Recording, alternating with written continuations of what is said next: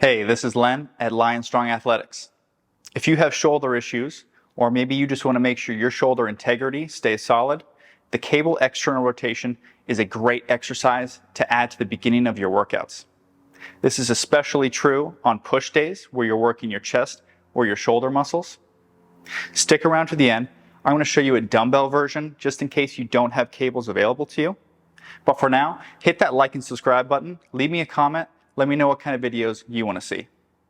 With the cable external rotation, we are working two sets of muscles. One is our rear rotator cuff muscles here, and the second is our rear delt. They work together to move my shoulder around and backwards. That's their main action. So why are we doing this exercise? Why are we doing this movement? First, strong shoulders and strong rotator cuff make sure that you are stable and able to handle everyday tasks that might challenge you without getting injured. Maybe you're pushing something really heavy up into the attic. You want to make sure that your shoulder integrity is strong so that if it gets unstable, you can handle that task. The second thing is for sports. A strong shoulder, maybe you're throwing a ball, just make sure that you can keep that integrity as you're throwing something hard and you're not risking any injury. The third thing is it increases your lifts throughout the gym. Maybe you're doing a shoulder press or a chest press. If I don't have to balance as much because my shoulders are more stable, I can focus on the muscle that's actually doing the work and press more weight. Let's start with the cable external rotation setup. First, we need a cable machine. If you don't have one, I'm going to show you a dumbbell version a little bit, but for now, let's go over how to set this up. So I want you to bring this to a height that matches around your elbow when you're at 90 degrees here. We're going to grab the cable with the opposite hand and walk it out. The key here is to keep your elbow really tucked to your side, and then we want to form a 90-ish degrees here. Okay? Now, with that elbow tucked, we're going to rotate this cable around the elbow joint and then bringing it back across. Trying to stay more or less 90 degrees, trying to stay also parallel to the floor with your forearm. So bringing that through like this and back. Now a couple keys on this, we want to keep constant tension. So on this version, we have a lot of tension here when we're at 90 degrees and 90 degrees to our force. But if I'm here, I don't really have any tension. I'm more or less at rest. So we want to make sure we keep tension, which means starting or the beginning position is still here under tension and not relaxed. So I have tension here. I'm going to push all the way across. I still have tension pulling me. If I'm able to go further, I actually lose tension at the end as well. So we're going to try and keep tension on both sides here. Stopping here so that I have tension in my shoulder from the weight here. Looks like this. Now, a little more advanced version, especially if you play sports, you might be weak in the stretch of this motion or weak in the contraction of this motion. So a couple different things to try. If you're weak on the stretch of a motion, is to turn your body away from the cable machine. Now, a lot of the tension is through the stretch, and I'm going to bring that through like that.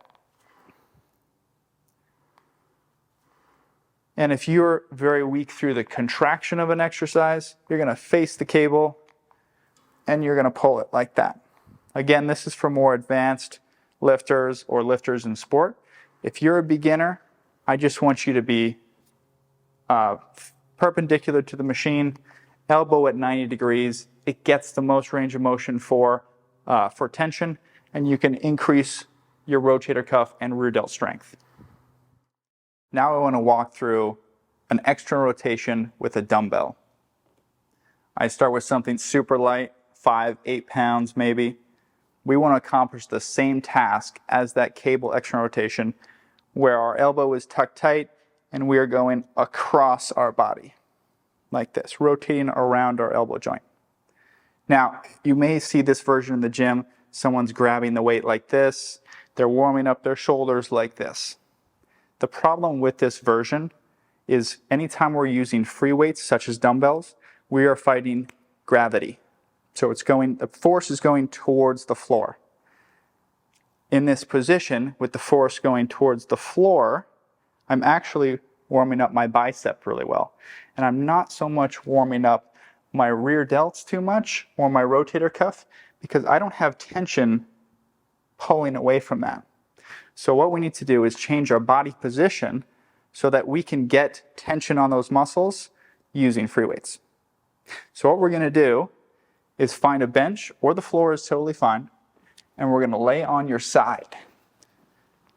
Now that we're sideways, gravity is actually resisting the motion of my rear delt and my rear rotator cuffs. So I still want to find that 90-ish degrees. I still want to tuck a little bit, and then I'm going to rotate up, and now gravity pulling down is fighting off with that rotator cuff. I'm accomplishing the same task of a cable external rotation with the convenience of dumbbells. If you're a beginner lifter and you have a cable machine available to you, what I want you to do is start at the very top of that stack on the lowest weight possible.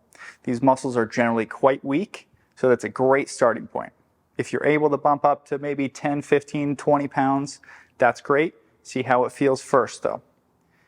If you are doing the dumbbell version, start with 2 pounds, 5 pounds, maybe 8 pounds. Again, these muscles are super weak, so start light. If you're an advanced lifter, on the cable machine, you can start at 30, 40 pounds.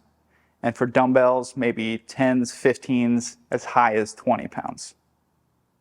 Now go leave me a comment. Let me know what version of this exercise you like the most.